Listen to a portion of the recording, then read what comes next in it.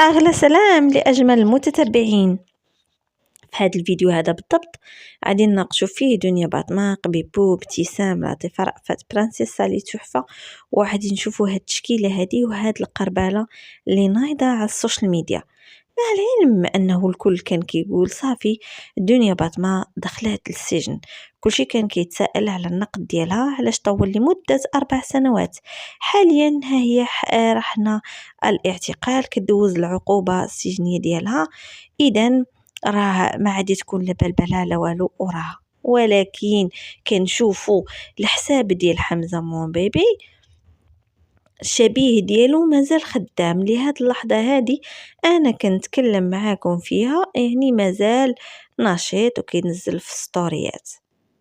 بعد ما خرج تحفة وقال لقبيبو وابتسام بانه برانسيس سالي كتسلم عليكم، يعني هو دار شكاية، وسعيدة شرف دارت شكاية، لطيفة رأفت والزوجة ديال تحفة أيضا. علاش؟ لأنه دائما كنقول لكم كاين واحد الحساب على الانستغرام اللي كيحط واحد الصور ديال الزوجة ديال تحفة اللي ما قاستهم لا من بعيد ولا من قريب.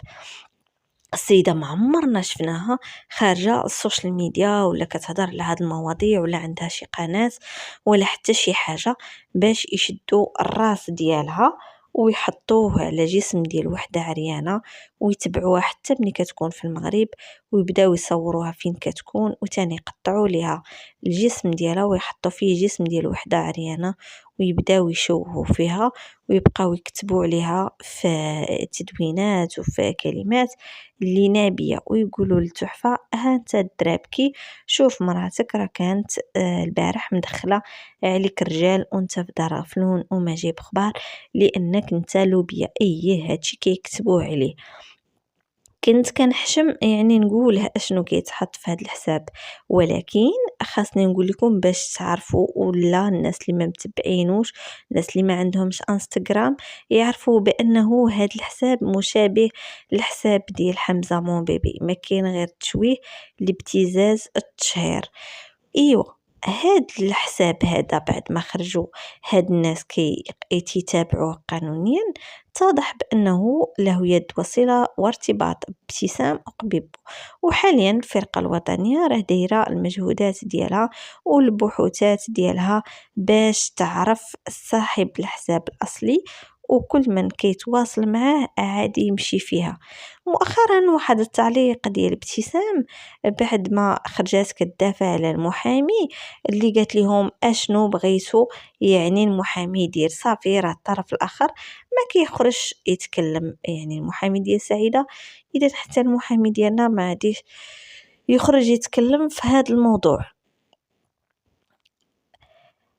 هذا دليل على انه كتواصل مع هاد الصفحات اللي ماشي الفانز النقي الزوين يعني المحترم، لا هادو اللي كيضلوا يسبوا ويشتموا في الناس. لطيفة رأفت واحد الكره شديد كيكرهوها هاد السيدة، ما عرفتش انا اشنو دارت ليهم. وحتى من تفجرات القضية ديال اسكوبار الصحراء كانوا دائما كيقولوا بانها هي متورطة مع التعليق ديالها، وكانت عارفاه اشنو كيدير، وكان كيجيب يعني البنات وكيجيو عنده المسؤولين اللي حاليا مشدودين في السجن، وكانت عارفة كل شيء. والخناشي تاع الفلوس كانوا كيدوزوا من قدامها كيفاش كيدوزوا من قدام المغني قدام الخدامة وما تيدوزوش من قدام عينيها. سيدة يعني زواجها ما دامش واحد الاشهر قليلة ومشات في حالها، يعني هذاك الزواج ما عجبهاش. كون طولات وبقات سنين وسنين غنقولوا ما يمكنش سنين وما عرفاتش الزوج ديالها. آه لطيفة رأفت برأها القضاء، يعني من هاد الهضره كامله القضاء برأها. اسكوبار الصحراء اعترف على كل شيء وما جبتش لطيفة رأفت. لو كون كانت معاه لما ذكرها مثلا الطليق المالي، يذكرها النصيري، يذكرها البعيوي، يذكروا هذيك الشله كامله عارضه الازياء، يذكروها أصحاب الرموكات، كل شيء يذكرها أنه بهاد السيدة كانت كدوز لنا مثلا المخدرات في السيارة ديالها لأنها معروفة فنانة ما تيتمش التفتيش ديالها مثلا، احنا كافتراض. ولكن ما لقاو حتى دليل، وحتى في الكاميرات المراقبة اللي مثلا عند ناصيري وديال الاجتماعات وفتيات الليل وهذا، كون شافوا الصورة ديال لطيفة رأفت تما، واش عادي يعتقوها؟ عادي يزقلوها؟ لا، من آلاف المستحيلات. ليلة أمس أو لا ما عرفش، واحد لايف كنزلو تحفة لأنه مقتطف سمعتو بأنه قال بأنه دنيا باطمة عندها يد وصلة حتى مع هاد الإسكوبار الصحراء وهاد البارونات المخدرات. ما الاعتقال ديال الدنيا كان تزامنا مع الاعتقال ديال البعيوي والناصيري وإسكوبار الصحراء، وبالضبط في ديك الوقيته تجبد الملف طق دخلات السجن، لانه كانوا قضايا وحدين اخرين يتجبدوا وتهم وحدين اخرين يتجبدوا من غير التهمه اللي عليها ديال 5 غرام اللي كانت شدوها وهي بالحوزه ديالها.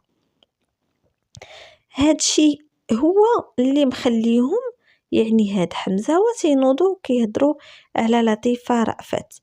وهاد الأيام أولا بالضبط واحد السيدة ليلة أمس خرجت في واحد الانترفيو مع واحد الجريدة إلكترونية كتقول بأنني أنا الدكتور ما سرقش ليا بويضة، وإنما سرق ليا المبيض، وهاد المبيض راه استعملاته واحد الفنانة مغربية مشهورة، وهذيك البنت راها بنتي.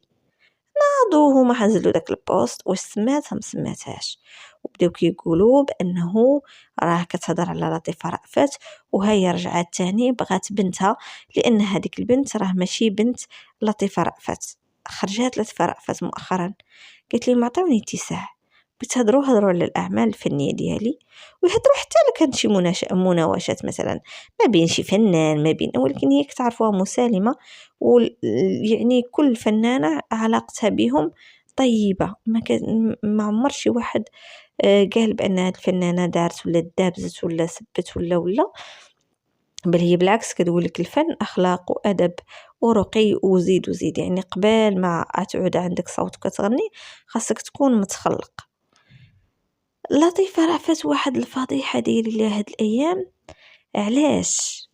حين دارت شكايه بالحساب اللي كيضل يقول بانها متورطه مع اسكوبار الصحراء في المخدرات وكينزل عليها بزاف، وفين ما كتخرج تهضر كينوضوا كيهاجموها هاد الفانس. علاش كتهضري؟ علاش كتقولي؟ علاش وعلاش وعلاش؟ يعني ما تيحترموش حتى الخصوصيه ديالها.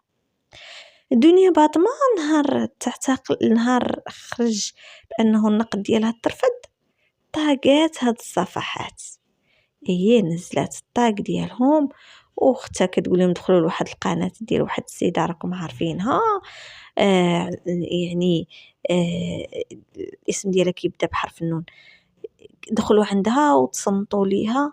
واش هاد السيده عارفينها بعدا؟ هاد السيده الله سبحانه وتعالى كتسبوه. السيده ما عرفتش كتعبد، ما كتعبدش الله. السيده مكيناش هنا، يعني القانون والقضاء المغربي وكل شيء كتعطي غير السلطه لتحت، كل شيء فاشل، حتى شي واحد مكيحمر الوجه، فاعلين تاركين في المهم. هاد السيده هادي كيفتخروا بها ومطاقينها عندهم، وقال لك انا هادي تصنتوا ليها لا بغيتو تعرفوا الحقيقه، حيت كتخرج كتقول بانه دنيا باطمه راها بريئه، السيده راه في السجن وكيقول لك بانه الحكم عنوان الحقيقه. ايوا فين البراءه؟ فين هما الادله؟ دوزو السعيده. سعيده هي قلت لكم دايره شكايه بهذا الحساب وما جاتش حضرت الجلسه، حتى هي باقا كتشوه وكتحط في هذا الحساب هذا بالضبط. واش نهار سعيده مشات دارت شكايه بمن دارتها بالحساب تاع حمزه موبيبي؟ علاش؟ على التشهير، على ابتزاز. اذا هذا الحساب اللي باقي كينوض غير للناس اللي كيهضروا على دنيا ما محله من الاعراب. يعني داكشي اللي تحارب في الاول هو كيتعاود في الثاني، نفس الحكايه. تحفه حالف بانه ما عنديش يتفك مع هذا الحساب ومادام ذكر قبيب وابتسام إلا ومتورطين في هاد القضية. والله يحفظ إلا ما تكون حتى ديك ختهم الصغيرة والأم، لأنهم كاملين باقي لحد الآن ما متقبلينش بأن اختهم دخلت للسجن.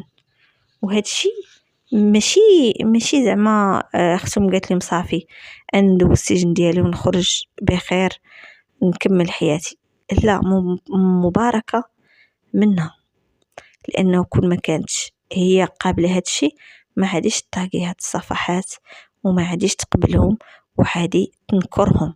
لا، هي كتقول لهم تحية لفازل الباطماوي.